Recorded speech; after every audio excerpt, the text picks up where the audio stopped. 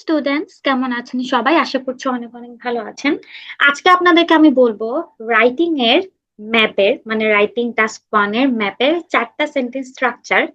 যে চারটা sentence structure জানলে জাস্ট আপনি এই চারটা সেন্টেন্স স্ট্রাকচার দিয়ে ম্যাপে অনেক ভালো একটি স্কোর তুলে নিয়ে আসতে পারবেন। প্রথম কথা হচ্ছে, ম্যাপে নর্মালি যেটা হয় সেটা হচ্ছে রিপ্লেস হয়। মানে একটা জিনিস আছে, সেটা রিপ্লেস হয়ে অনেক অন্য কিছু হয়ে যেতে পারে। তো এখানে আপনি এভাবে বলতে পারেন, যেমন the field from 2016 was replaced by 2025, মানে 25-এ এসে হচ্ছে এটা রিপ্লেস হয়ে গেছে।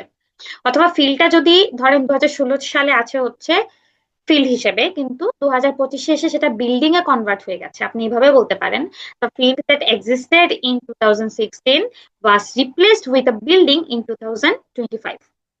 নিউ ডেভেলপমেন্ট, যেটা 2016 সালে ছিল না, কিন্তু এখন এসে হচ্ছে নতুন একটা জিনিসের বিল্ড আপ হয়েছে।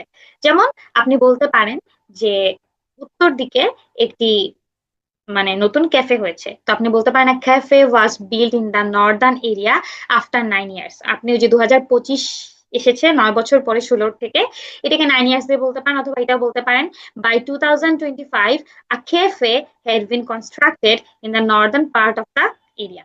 তারপর হচ্ছে রিমুভ, ধরেন আগে একটা জিনিস ছিল, এখন এই জিনিসটা নাই, তাহলে সেটা কি হবে? A previous parking area in the south was removed.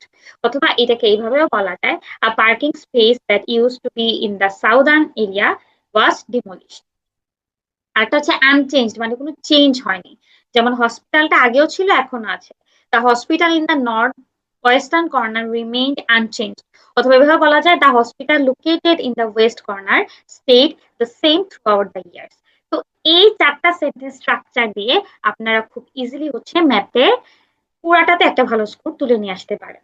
আমার চ্যানেলটিতে এরকম আরো ভিডিও পেতে অবশ্যই লাইক, কমেন্ট এবং সাবস্ক্রাইব করতে ভুলবেন না। ধন্যবাদ সবাইকে।